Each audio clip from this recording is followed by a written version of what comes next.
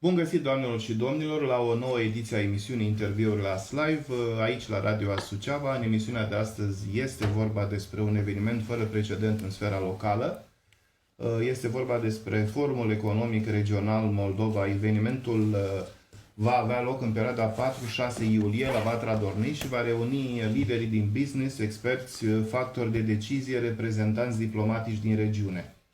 Bine, mai multe detalii ne va da invitatul emisiunii de astăzi, domnul Ion Ștefanovici, președintele Centrului de Analiză și Planificare a Dezvoltării Regionale, organizator al Forumului Regional Moldova, căruia îi urăm bun venit. Domnia sa ne va spune pentru cine este organizat acest forum și cât de importante sunt asemenea evenimente pentru economia României, a Republicii Moldova, poate și a Ucrainei, cine știe. Domnule Ștefanovici, bine ați venit în studioul Radio AS. Vă mulțumesc foarte mult pentru invitație. Precizez că am venit cu mare drag pentru că noi la Suceava deocamdată nu prea am comunicat în media. Deci ar fi cam primul interviu pe care îl acordăm în format local, asta în condițiile în care, noi organizăm la Vatra Dornei, deci acasă, acest eveniment. Dumneavoastră ieșean fiind. La bază, ca și formație, dar uitați că dacă suntem la Suceava, intrăm și în altfel de detalii. Soția mea este din Suceava, din Ipotești, și pentru noi a fost o decizie de dată recent, în 2021, să venim la Suceava și să trăim aici. Ce frumos! Ați lăsat un oraș mare pentru un oraș ceva mai mic. Un oraș mare și sufocat a devenit Iașul. Eu sunt născut acolo. În Iași am trăit toată viața în Iași. Am făcut doar armata la București. Am și câteva cursuri de specializare în mai multe domenii. Am lucrat puțin în Ministerul de Externe, tot pe zona asta a investițiilor străine, dar vorbim de anul 2003-2004, deci destul de mult timp în urmă. Și da, din 2021, nu știu, a fost o decizie firească să venim la Suceava. Și mă felicit pentru faptul că am luat această decizie. Dar a se înțelege că dormim acasă, dar călătorim foarte mult în toată regiunea, pentru că formatul nostru de muncă, unul comun, suntem o familie de genul acesta care muncește în același domeniu, presupune într-adevăr foarte multe deplasări pe cele 6 județe ale regiunii, pe București, pe discuții legate de ministere de linie, asta înțelege economie, dezvoltare, dar și în Republica Moldova. Iar mai nou, pentru că așa, nu știu, a fost evoluția lucrurilor, de anul acesta ne intersectăm cu Ucraina în câteva puncte în care locuiesc români și sunt foarte importante pentru noi toți, pentru România în primul rând mă refer. E vorba de regiunea Cernăuți și regiunea Herța, nu probabil că acestea sunt regiunile în care locuiesc mai mulți români. Da. Domnule Ion Ștefanovici, ce este de fapt, explicați-ne vreau ce este de fapt Centrul de Analiză și Planificare a Dezvoltării Regionale. Dumneavoastră sunteți directorul acestei instituții. Da. Ce se ocupă și detaliați puțin, în măsura posibilităților. Ca să o pun în context, nu ne-am gândit noi într-o dimineață, ia să facem noi un ONG. Noi am ținut foarte aproape, ca și format de lucru, de ADR Nord-Est, de Agenția pentru Dezvoltare Regională Nord-Est. Și acest ONG, practic, a fost înființat ca o necesitate. O necesitate venită strict pe acest Forum Economic Regional Moldova. Practic, formatul acesta de întrunire economică și de discutare a proiectelor europene nu ne aparține nouă și chiar vreau să precizez și să mulțumesc ADR Nord-Est pentru faptul că ei au fost cei care din 2003 până în 2019 au organizat această întrunire.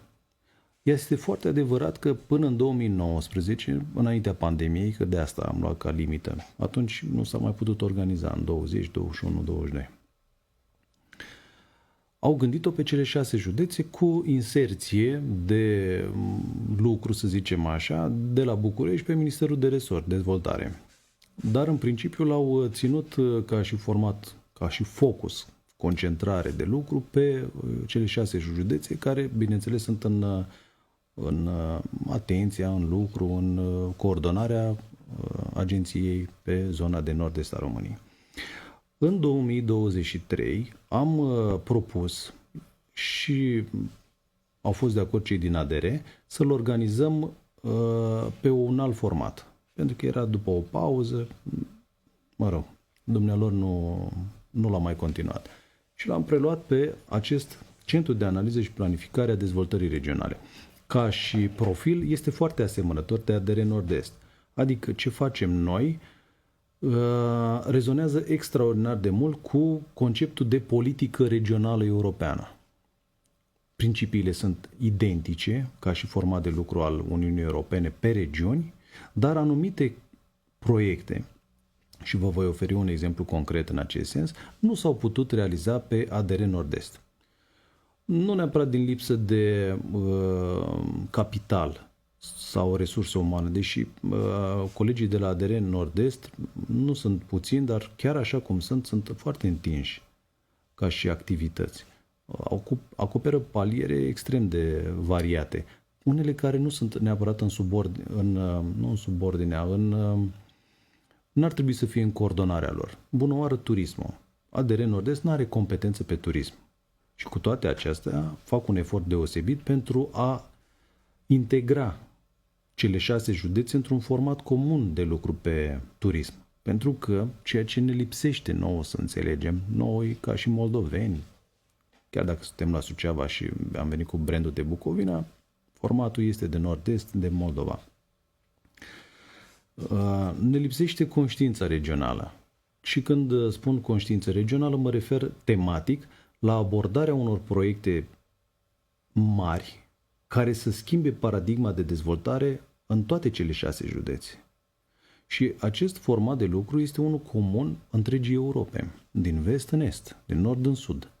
Toată Europa lucrează la nivel de regiuni, cu tot ce înseamnă principii de descentralizare, de sustenabilitate, de departamente organizate pe domenii, investiții, economie, social, cultură, etc., etc. Asta înseamnă că guvernele au cedat din control, în primul rând, din resurse, lăsând regiunile la nivel de guvernanță, ca așa se și numesc, da? Guverne locale sunt, să ia decizii în consecința unor acțiuni imediate, pentru că ei sunt cei care își cunosc cel mai bine interesele. Și în felul acesta pot să răspundă adecvat unor mari provocări de mare actualitate. Dacă rămânem pe spațiul estic al Europei, vom observa faptul că principala mare problemă și una comună este migrația.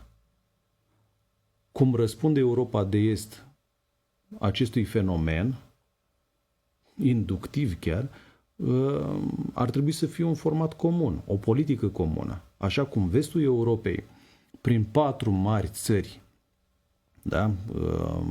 Germania, Franța, Italia, Spania. Absorb toți bănuții, nu? Absolut. În cuantum egal cu celelalte 23 și fac politica de guvernanță și asigură trasabilitatea la urma urmei pentru tot ce înseamnă strategia Uniunii Europene, indiferent de nuanță, indiferent că discutăm despre investiții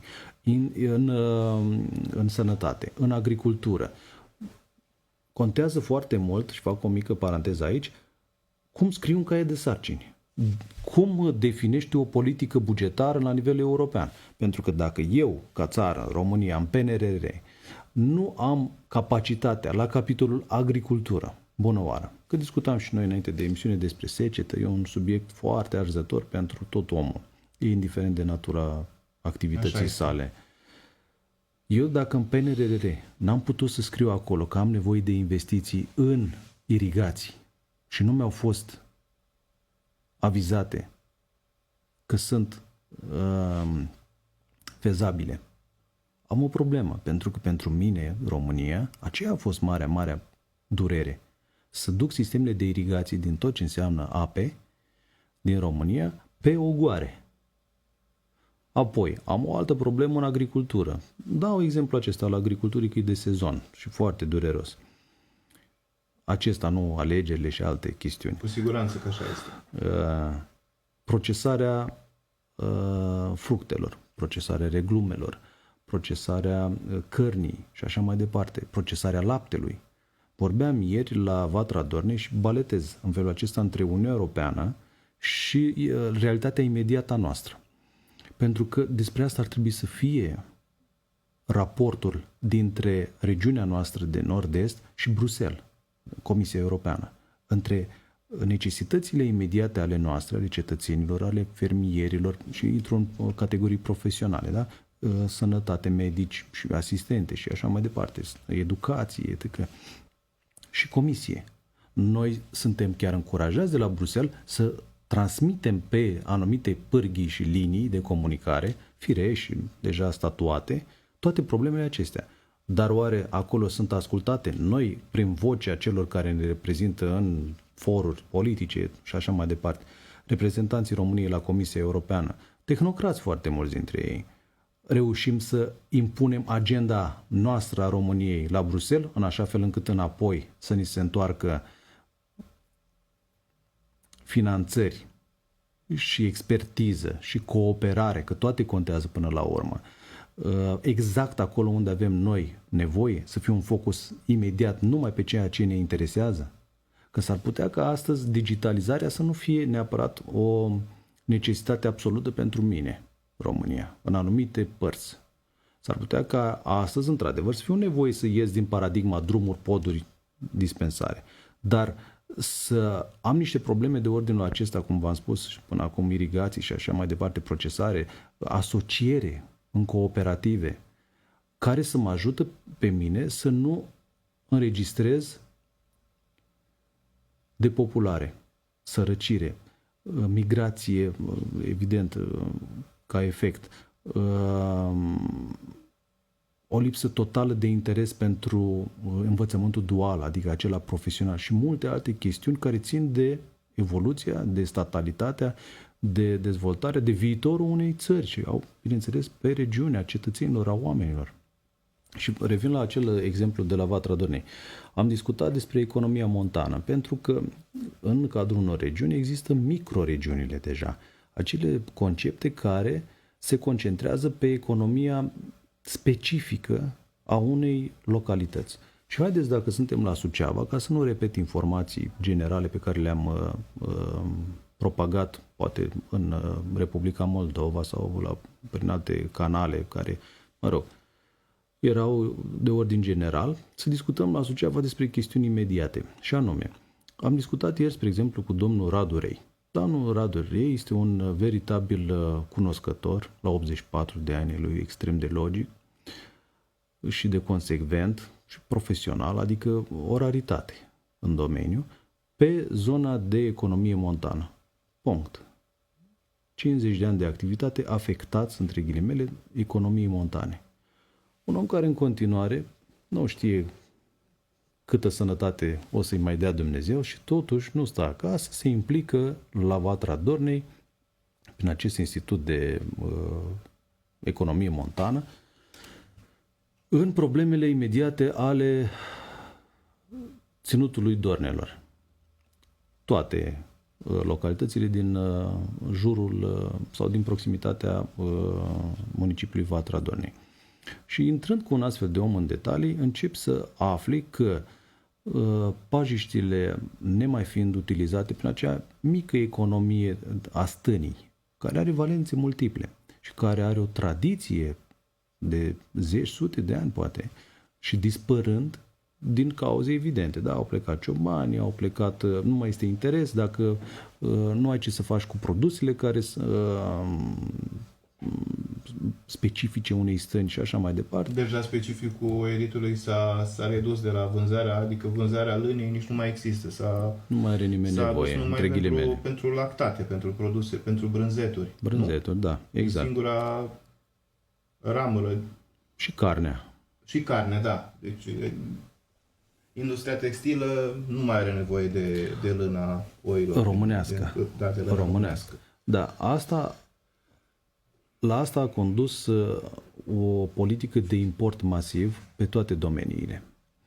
La asta a condus confortul și la asta în final a condus o inconștiență manifestată pe 3 decenii, eu nu vorbesc de ultimii miniștri, de ultimii secretari, de nu știu ce, eu vorbesc de 3 decenii, nu caut vinovați. Eu vorbesc de o politică de stat, de o politică publică, care a fost, și mă feresc de cuvinte mari, a fost de natură să incapaciteze statul român în clipa de față. Da. Și azi venim cu niște tertipuri și niște mesaje că să întoarcem diaspora acasă, să facem, să dregem, să relansăm industria, să sunt vorbe goale, lipsite de orice conținut. Chiar vreau, pentru că v-am spus că v-am urmărit ultimele apariții în mass media local, județeană, regională și așa mai departe, și doream să vă întreb, cu toate că am văzut că sunteți sincer, există în realitate, chiar există această posibilitate de reîntoarcere masivă a celor din diaspora înapoi în România, indiferent unde ar fi ei, de zonă, de regiune, nu mai contează acum. Că văd că sunteți destul de pesimist, sau mai degrabă aș spune că sunteți realist. Da, ca și trăsătură bine ancorat în realitate. De caracter. Nu am, în primul rând, nu am de ce să vin cu lozinci. Eu iarăși nu caut vinovați. Nici eu. Dar doar așa, e o discuție generală, fără nume, fără... Absolut. Nici nu... Absolut, nu. N-are niciun sens să ne furăm căciula singuri. Sigur, iar da. Cei care propagă mesaje ultra-optimiste sunt reprezentanții unor structuri, în general politice, care au nevoie să obțină ceva, să obțină un vot. Și atunci, venind cu promisiuni, cu fantasmagorii, probabil câștigă în felul acesta. Eu nu sunt motivat de nicio rațiune și angajament politic. Și nici nu voi fi, pentru că mi-aș stopa orice proiect în felul acesta. Și ca să mă întorc, că până la urmă întrebarea dumneavoastră a fost ce face acest centru și ce este acest centru de analiză. Da. Deci eu în contextul acesta rămân. Dar noi identificăm tot felul de probleme și am ajuns la migrație și eventual la stoparea ei și mai mult la a determina pe cei care au plecat în diaspora să revină acasă, să facă cale întoarsă, cum ar veni. La momentul de față noi avem, dar nu sunt făcute public. Nu le putem obține efectiv de la Institutul Național de Statistică, dacă puteți să credeți așa ceva. Nu avem date exacte cu privire la fenomenul acesta al migrației. Numărul exact de persoane care sunt plecate, nu? Spuneți-mi dumneavoastră dacă îl găsiți undeva. Că ar fi 3, că ar fi 5, că ar fi 6. Deja vorbim de milioane, nu vorbim de 3.000, de 5.000, de 6.000. Vorbim de milioane. Noi știm câte milioane au plecat și câte au mai rămas. Câți bugetari sunt în țară, ce populație activă avem, ce rată de conversii la extern, să zicem așa, da, de fugă din țară există. Eu cred că domnule Ion Ștefanovici, eu cred că se cunosc aceste lucruri, dar cred că cuiva cred că ne-am speriat. Nu sunt făcute public. Panică națională în momentul în care am vedea... Da, panica aceasta, de ce natură ar fi? Eu cred că ar fi de natura să înțeleagă că România tinde să meargă către definiția unui stat eșuat. Tot ce e posibil. Cred că de aici derivă panica. Și mai derivă din imposibilitatea reală de a crea mecanisme și psihologice și sufletești, dar și reale, economice, de a-i păstra în țară, de a-i motiva să rămână.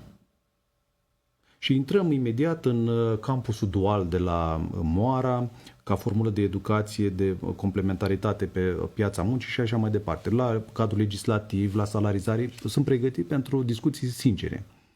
Evident că sunt pregătit profesional, pentru că le cunosc la detaliu, discut cu cei în cauză.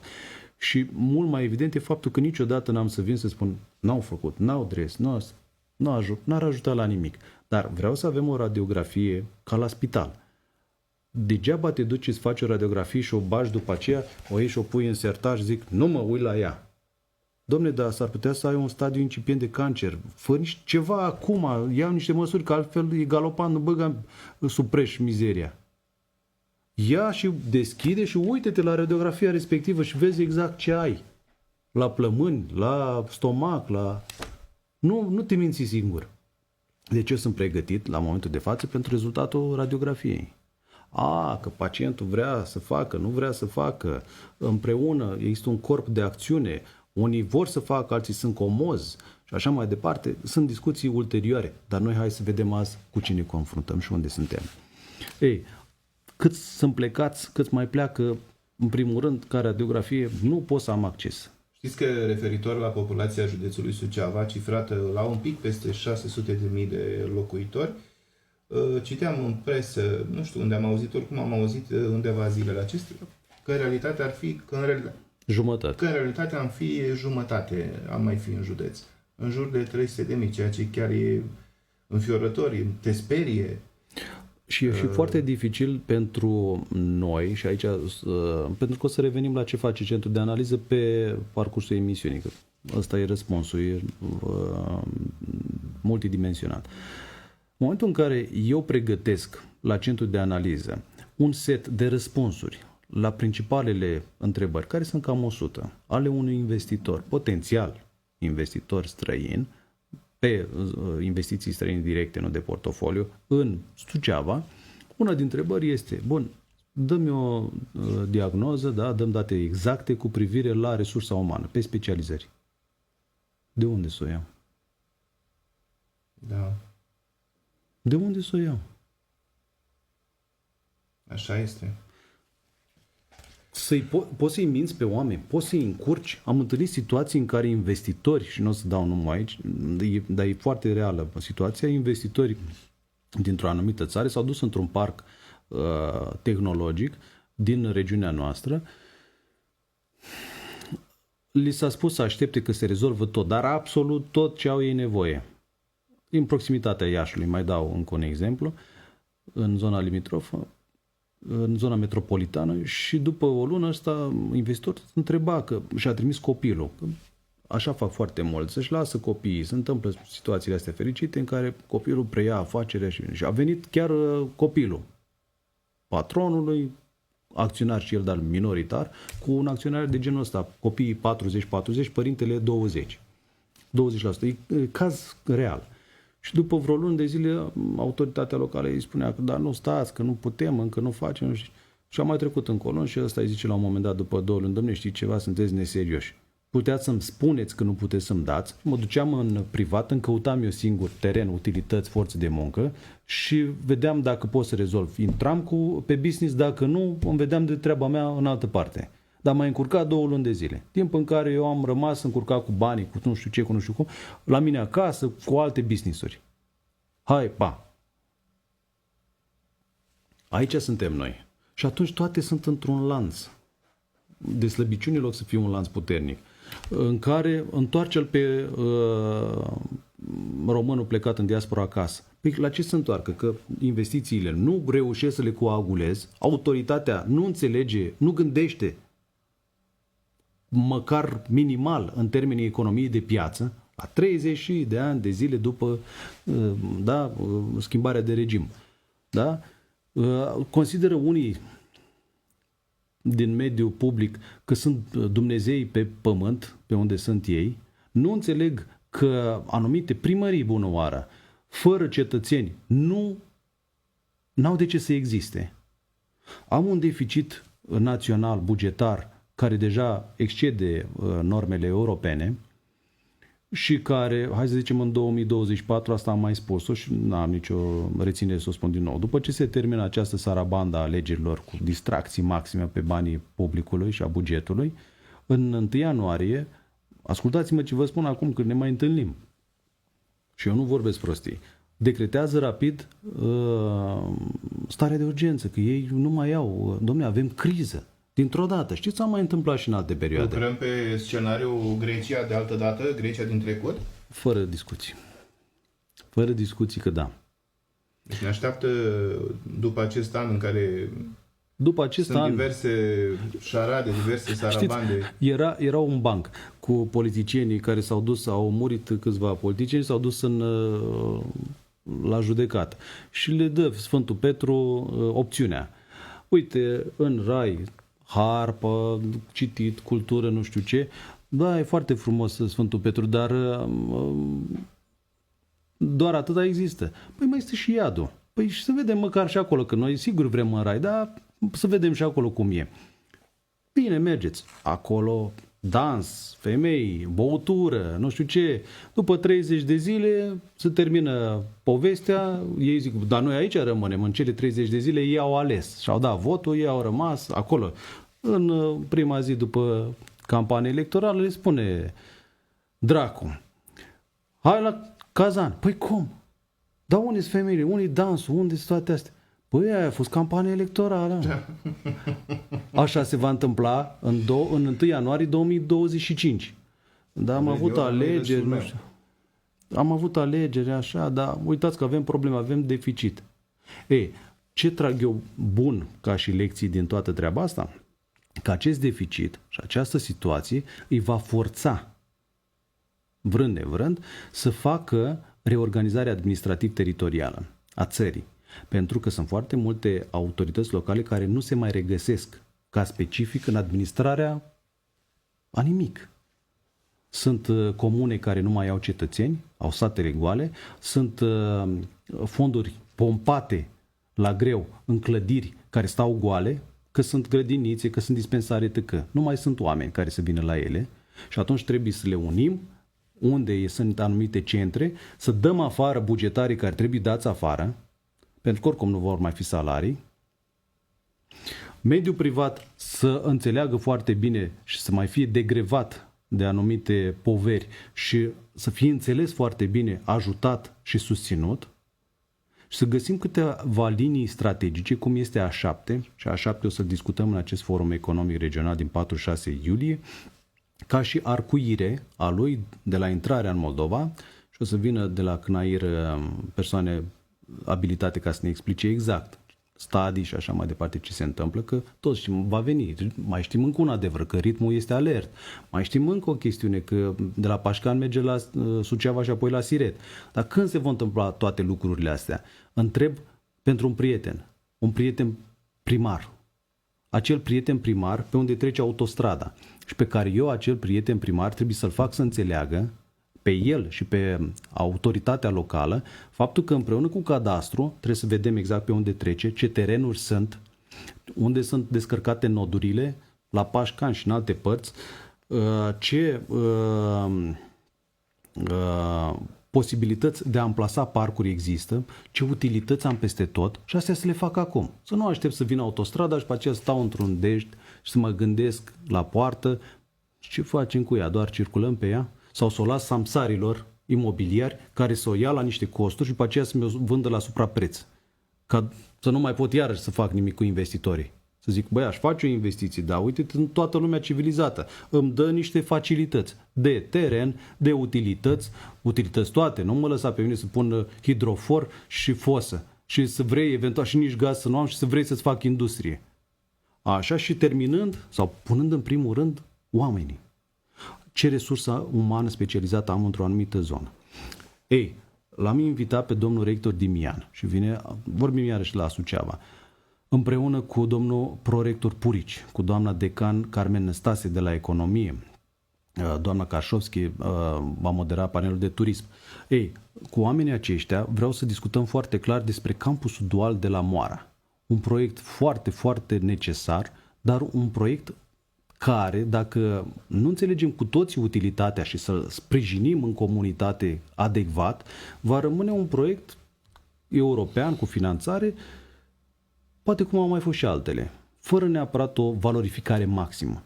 Acest proiect de la Moara, și discutam cu domnul rector și prorector, domnii, alaltăieri, are o adresabilitate pe 3 județe. Evident Suceava, dar se aruncă și la Botoșani și la Neamț. Ei, noi trebuie din aceste 3 bazine să-i convingem pe părinți că învățământul dual nu este ce credeau ei că era pe vremuri.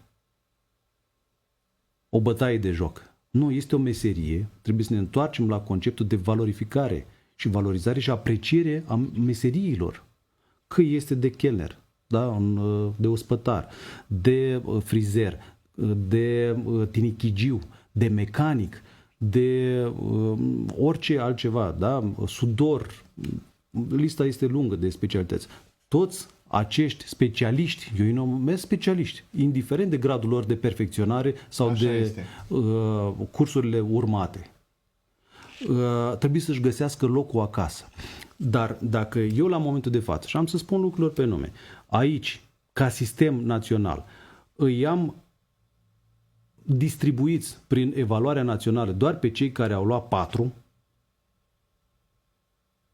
Deci, dacă nu ești cu minte și nu vezi bine, ajungi la profesional. E o amenințare au ajuns școlile profesionale și învățământul dual. Doar pentru cei slabi, pentru cei care nu reușesc să ajungă la un liceu teoretic sau măcar la un colegiu tehnic, la un liceu tehnologic.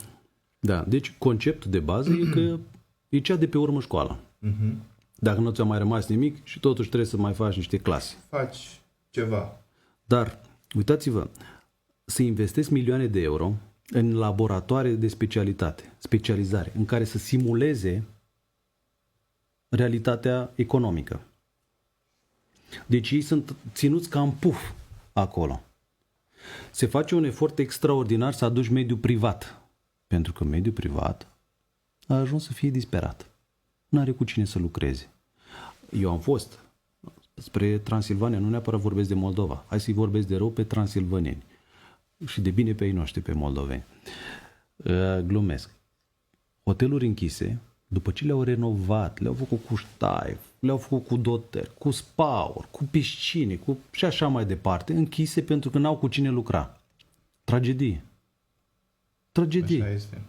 Ieri m-am oprit în în Câmpul Lung. Și care ar fi motivația? Iertați-mă că vă întrerup și vă rog să reveniți după aceea la ideea de bază. Care ar fi motivația pentru care nu se mai găsește mână de lucru în România în prezent? Salariile mai mici decât în străinătate sunt principala motivație? Poate fi, dar diferențele salariale trebuie gândite în raport cu conceptul de putere de cumpărare, pe de o parte. Ulterior, orice om cu capul pe umeri trebuie să facă o analiză, chiar dacă are 20 de ani sau are 40 sau mai mult, și să se gândească așa, pentru că e economie familiară, e economie de bază. O facem și noi. Da? Eu dacă am un salar aici, în România, și am casa, am masa, am familia, dar sunt nevoit sau aleg pur și simplu să plec în Germania și să culeg șparanghel, să fac nu știu ce altă muncă neonorantă, chiar dacă eu am o anumită specializare, da? Și eu știu să fac niște lucruri, dar nu am cum să le fac acolo, că a dictat piața. Și din 3.000 de euro, bună oară, în construcții, trebuie să dau chiria jos, care mă costă 500, 700, 1000 de euro, mâncarea care mă costă și ea vreo 5-700, transport eventual dacă nu mi-l asigură angajatorul, așa, și eventual să mai cumpăr țigări, eu știu, dacă fiecare după nevoi. Și le-am dat jos și dacă mai rămân cu vreo 5-700 de euro. Dar sunt departe de familia mea, de copiii mei care pot urma niște tendințe negative, nefiind unul din părinți acasă aproape, sau amândoi, le creez niște stări divergente, interne, niște supărări, hai să le spunem așa pe direct. Anxietăți, stări depresive, da. Da, îi duc în cele mai negre coșmaruri, da? Nefiind lângă ei eu ca părinte. Îi chem eventual și pe ei după acolo dacă mai doresc să vină sau vin eu înapoi în țară când ei sunt deja adolescenți, nu mă mai înțeleg cu ei, am pus deoparte 10.000 de euro, 20.000, eu știu, am făcut casa, ei pleacă, e o nemulțumire generală și rezultatul e unul prost din toate punctele de vedere. Sau, tot în Suceava, luăm anumite localități, nu le mai dăm numele, în care niște gospodari din familii tradiționali, gospodărești, să spunem așa, oameni muncitori, au plecat în străinătate, au trimis bani acasă, au făcut ei în vacanțe sau părinții lor 2-3 etaje, le-au făcut la 30 de ani. Casele respective deja au, de când sunt goale, sau locuite doar în august, în luna, marea luna a diasporei, pe care eu o detest. O detest pentru că e împotriva firii. Și celebrează fenomenul acesta. Îl celebrează, efectiv. Vin acasă și stau o lună pe an, eventual, și deja sunt vreo 10-15 ani de când unii sunt plecați. ajung la 50-60 de ani. Oricine știe că o casă, după vreo 15-20 de ani, are nevoie de reparații. Puterile lor vor fi finale. Și ajung la final de viață să se întoarcă în respectivele case, să stea tot în bucătăria de pe iarnă, de bucătăria din spatele casei, cu casele care se dărăpânează.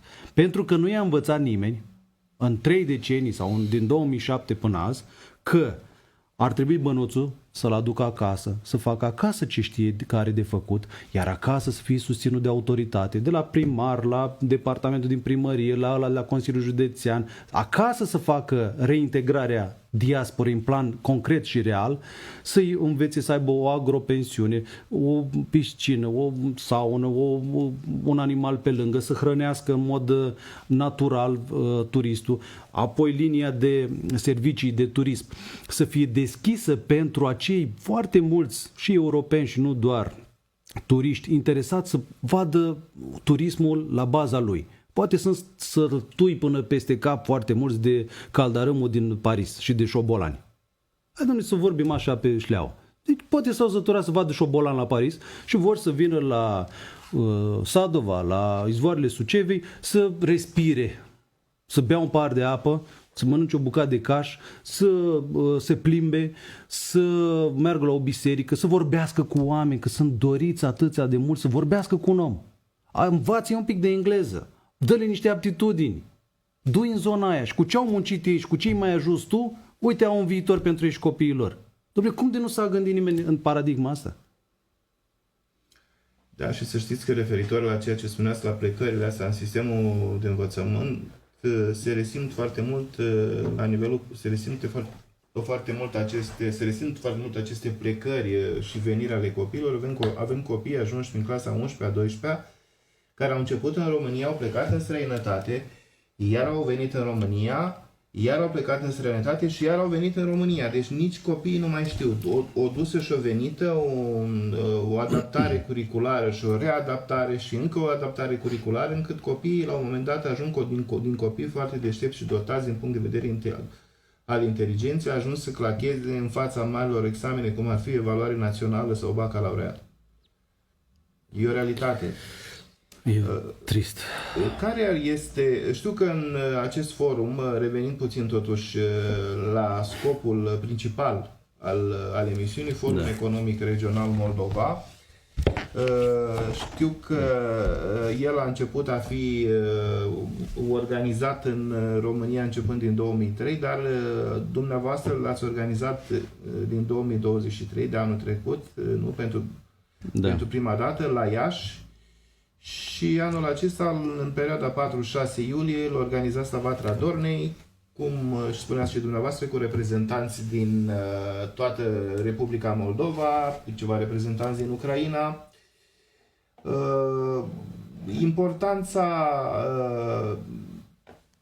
Care este de fapt importanța organizării acestui forum și mai ales de ce ați ales Vatra Dornei? Nu știu, să încep cu finalul. Cu finalul. De ce ați ales Vatra Dornei? Am ales Vatra Dornei. Importanța ați spus-o până acum. M-am repetat întrucâtva. Da. Ne-ați vorbit de importanță. Ne-ați spus.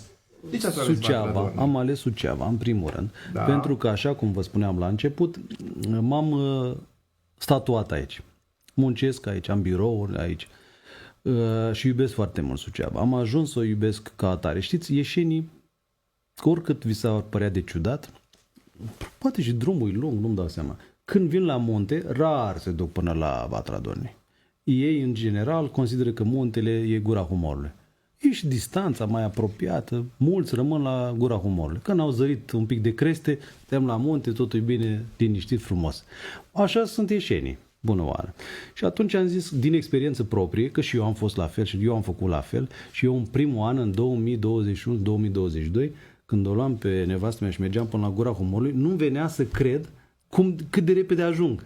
Deci aveam un șoc. Cam un an de zile a fost șocul ăsta pentru mine. Deci eu când am gândit că Suceava merită un format de genul acesta, am luat în calcul Vatra Dornei, inclusiv din considerentul faptului că am văzut că se fac eforturi, se fac investiții, există un cadru care nu se compară în regiunea noastră cu altele, este de departe foarte frumos. Există facilități. Există acest casino care a fost reabilitat și un exemplu de succes pe ceea ce înseamnă atragere, folosire adecvată a fondurilor europene. E adevărat că mi-aș dori ca și alte forumuri, evenimente economice, îndeosebi economice, că cele culturale le va facilita, le va atrage arhiepiscopia, dar nu e arhiepiscopia prin scop și atribuții și asumare axată pe economie. Deci trebuie alte structuri, cum suntem noi, sau alte structuri asociative de business, să gândească că un astfel de obiectiv poate fi valorificat din toate punctele de vedere. Apoi, gândiți-vă că am 200 de invitați cazați. Mi-a fost foarte greu, haideți să discutăm iarăși despre anumite realități economice sau infrastructură turistică. Mi-a fost destul de greu. Mai este și să știți că și arhiepiscopia mai e setată și pe afaceri și pe business-uri. Da. Vă rog să continuați. Are o viață economică și biserica, da. Are o viață economică și o viață de business și biserica. Iertați-mă că v-am întrerupt, dar nu am putut abține. Da, așa este. Eu nu pot să vă contrazic, Doamne ferește. Dar să știți că 200 de oameni i-am cazat în 14 unități. 14 unități. Deci eu și cu colegii suntem înnebuniți. Vă cred. Înnebuniți. Nu m-am așteptat. Am zis că, dom'le, nu un hotel. Hai să zic că nu un hotel. Cum e prin alte părți. Eu am mai fost la forumuri. Vă dau în alte emisiuni și cu alte ocazii. Sunt regiuni, și nu vorbesc de centrul Europei sau vest, vorbesc de est, de Polonia, în care vin 1000 de participanți și n-au nicio problemă. Deci pe mine mă strânge în spațiu. Dacă vreau să lărgesc cu 100 formatul sau 200 să mă extind și pot să fac chestia asta, n-am unde să-i cazez. Blochez. Trebuie să-i dau afară pe toți care au venit la tratament și să vin eu cu un forum. Și Vatra Dornei, dacă alegeam Gura Humorului, îi duceam la cort. Oricum cred că ați adus cei mai mulți turiști din ultimul timp. Forumul dumneavoastră aduce turiști, având în vedere că mi-aș dori să se multiplice. Ei veniți spre exemplu, polonii din Podcarpaci, dacă pronunț corect, să revină. Sunt anumite structuri diplomatice care mi-a venit foarte greu să le explic eu și colegii unde suntem noi de fapt. Unii și-au luat cazare la Hotel Continental și sună ieri colegii și spun, dom'le, dar ăla e în Suceava, știți? Da, dar eu mi-am rezervat, mie nu-mi plătiți nimic. Da, dar de la Suceava până la Vatra Dornei se mai fac 2 ore jumate, deci nu puteți acolo. Anulați, vă rugăm, și mergeți pe ce am configurat noi. Ok, sigur, dar nu ne-am dat seama. Deci ăsta e nivelul la care suntem azi. Orientul Mijlociu, mai știu eu ce, nu înțeleg unde e nord-estul, despre ce, de-abia au reperat România un pic. Probabil că într-o țară în care, dacă am fi avut autostradă, distanța Suceava-Vatra Dornei s-ar fi făcut într-un ceas. Da. Apoi zborurile. Sunt la ore foarte inconvenabile. Cred că sunt puse de politicieni ca să-i deservească pe ei. Că ei folosesc cel mai mult transportul aerian, Suceava-București. Deci vin, cum termină ei treaba acolo, așa au pus zborurile. Eu vineri, la aeroport, trebuie să aștept la ora 11 noaptea delegațiile, care prima zi o ratează, pentru că nu au alte opțiuni. Deci chestii de viață, mă înțelegeți? Despre ce vorbim. Și ei la 11 când aterizează, după și ei au avut o zi de muncă. Nu cred că vine, eu zic că lasă, că ne odihnim, că luăm noaptea avionul spre Suceava și trebuie să fim odihniți, hai să dormim azi.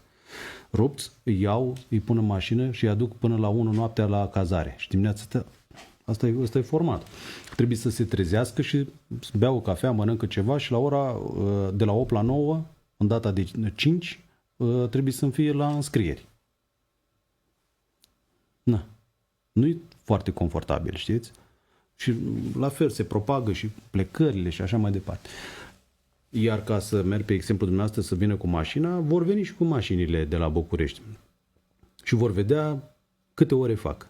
Că nu știu, parcă se comprimă timpul ăsta, că eu fac des Bucureștiul, cu mașina mă refer, și nu știu, eu nu mai scot sub 6 ore jumate, indiferent ce ar fi. Nu mai scot sub 6 ore jumate. E infern. N-ai cum. Dai peste tiruri, dai peste mașini, dai peste căruțe, dai peste din astea cu ară pământul, utilaje. Toată lumea e pe același drum. Înnebunești. Trebuie să fii Schumacher sau alt exemplu, să poți să... Mare pilot trebuie să fii, să ajungi sănătos dintr-o parte în alta dacă faci o dată la 2 săptămâni drumul ăsta. Deci pentru mine personal a devenit un stres. Circul noaptea numai ca să mai ocolesc traficul greu. E groaznic. Și uitați, suma tuturor acestor probleme, nu știu cât timp mai avem, 12 minute. mulțumesc, suma tuturor acestor probleme ar trebui noi să le rezolvăm și să mergem mai departe. Și eu să fiu cu zâmbetul pe buze, să fiu optimismul întruchipat. Nu pot. Că n-am de ce. Invers îmi vine, să-mi pun mâinile în cap, să pun 2 barabule în pământ și să-mi văd de viață cât mai am. Am văzut că, am constatat că mergeți des la Bruxelles. Ce părere are Uniunea Europeană față de ceea ce se întâmplă în România, în general, și implicit față de ceea ce se întâmplă în zona Moldovei? Pentru că spuneați dumneavoastră că aici bucovineni. Suntem moldoveni cu toții. Bucovina a fost o regiune care în scurt timp, o provincie care pentru scurt timp raportat la scara istoriei, nu a făcut parte din Imperiul Austro-Ungar. Nu cred că, adică cu siguranță străbunicii noștri n-au fost atât de bucuroși că s-au aflat sub bocancul austriacului și că au luptat cel puțin în atâtea războaie și implicit în războaiele napoleonene, s-au dus prin Italia, prin Franța, i-au dus pentru cauză străină. Și multe. Sau că o grada din spate sau din față le-a fost despărțite de front sau granițe sau mai știu eu ce. Nu trebuie să ne fie. Adică spunem, noi, eu sunt bucovinean. Pe asta ce înseamnă, frate? Că ți-e rușine că ești moldovean? Implicit. Cine? Ștefan cel Mare a fost voievodul Bucovinei? Și eu vreau să spun același lucru ca și dumneavoastră. Ștefan cel Mare nu cred că a spus că a fost bucovinean. Cu siguranță că nu. Era moldovean, un bucovinean. Dar eu apreciez că s-a făcut un efort pe un brand și că a ieșit ceva bun din chestiunea asta. Dar pe formatul meu de lucru de administrație publică, care variază într-adevăr și merge către economie, de turism, cultură, proiecte europene și mergem la Bruxelles acum, eu n-am cum să spun decât că asta e harta, partea Moldovei plus Moldova extinsă. Că mă întrebați și am făcut acea paranteză.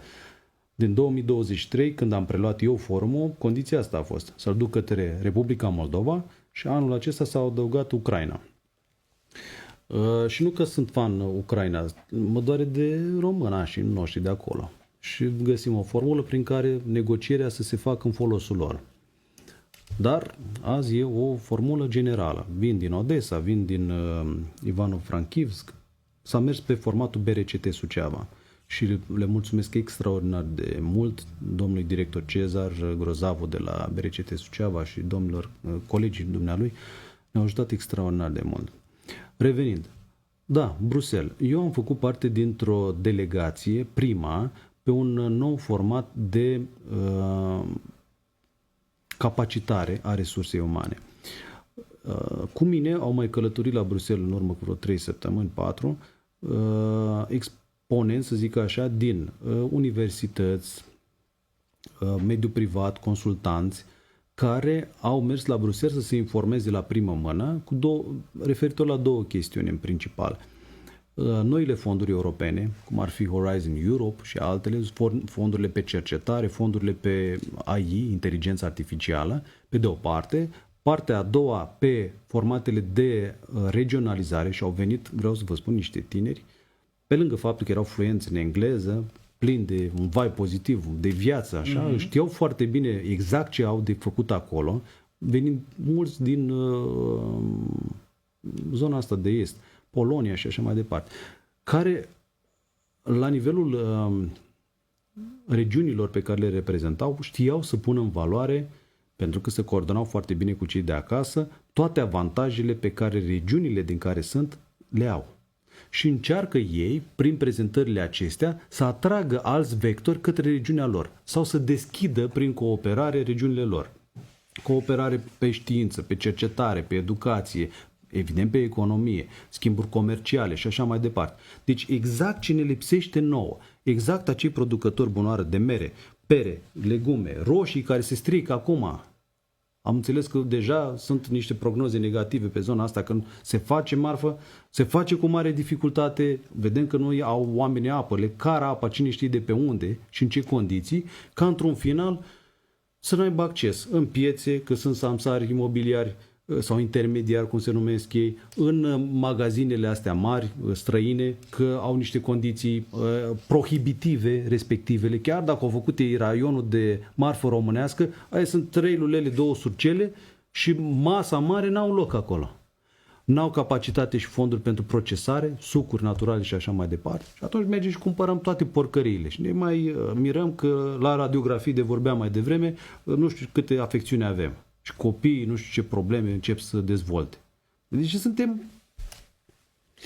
Așa. Ei, și noi sperăm ca următoarele delegații care merg să înceapă să lucreze foarte bine. La Universitatea de aici, din Suceava, la Bacău, la Iași au venit.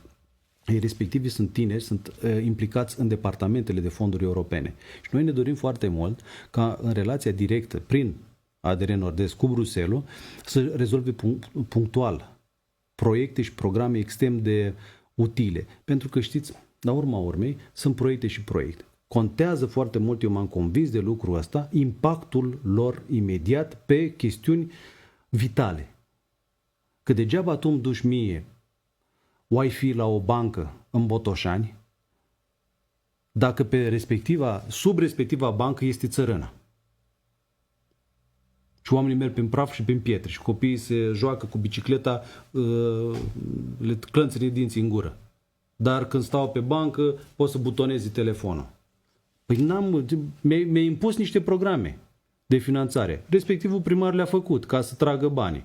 El raportează, am tras 100 de milioane, am tras 1 miliard de euro. Pe ce? Pe ce? Situația din teren e cu totul alta. S-ar putea să nu răspundă unor necesități imediate. Și pus în contextul acesta general al depopulării țării, a subdezvoltării economice, a creării unei economii de consum, în detrimentul unei economii de producții, să nu mă ajute cu nimic. Am văzut că, de fapt știu că Nord-Estul României are singurul birou de reprezentare din toată România.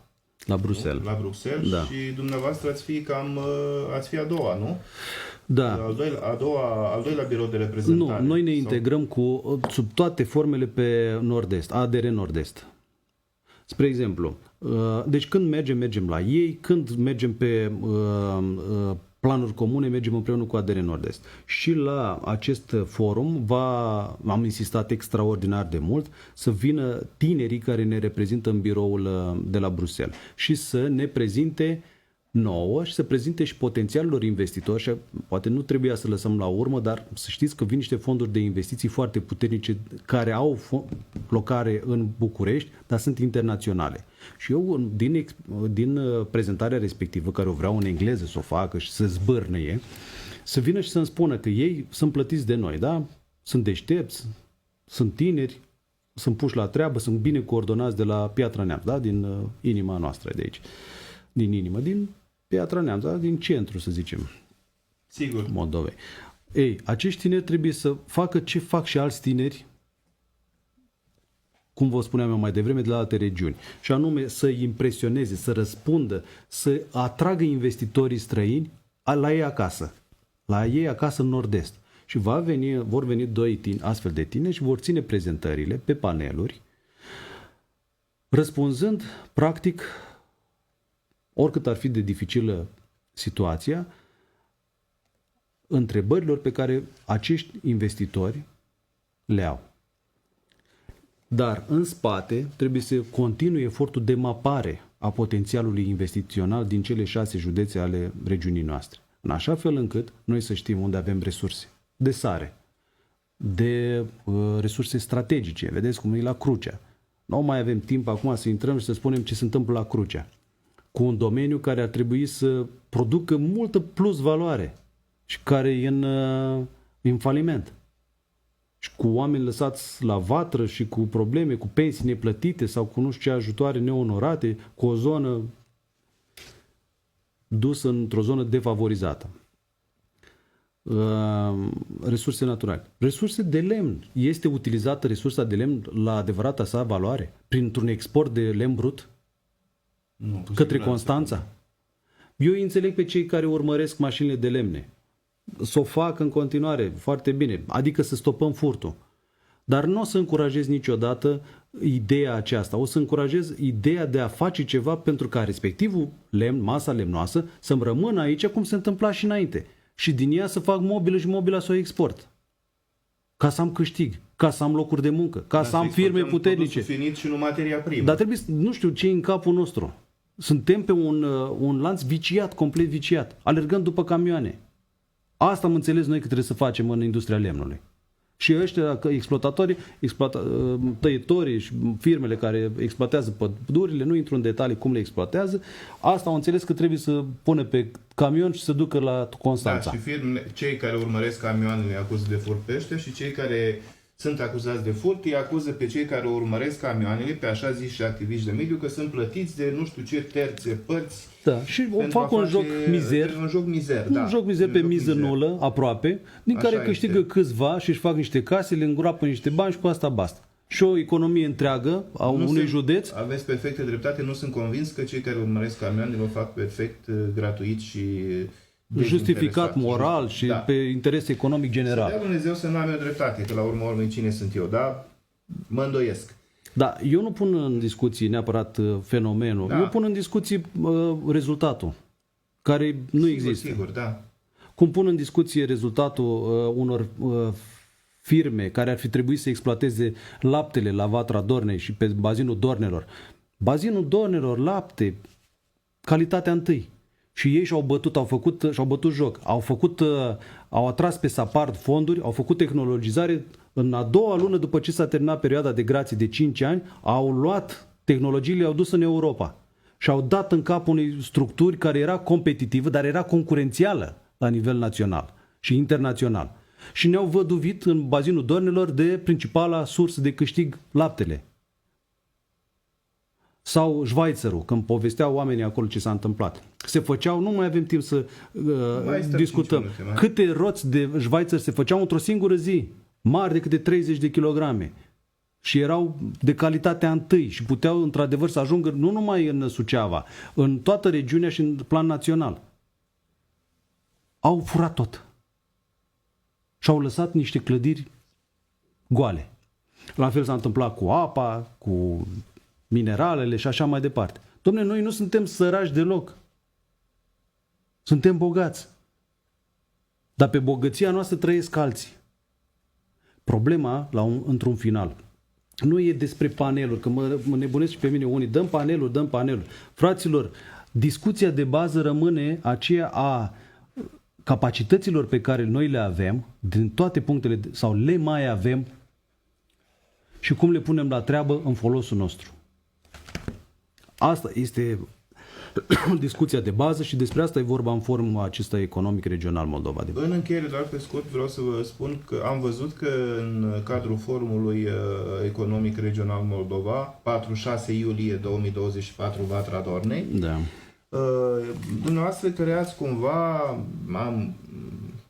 am inventat eu, o trilateral România, Republica Moldova, Ucraina, sau chiar că e o tetralaterală, că ați introdus și Polonia, această tetralaterală care pe fondul evenimentelor, nu știu, cumva dumneavoastră, participanții mergeți pe specificul fiecarei țări în parte.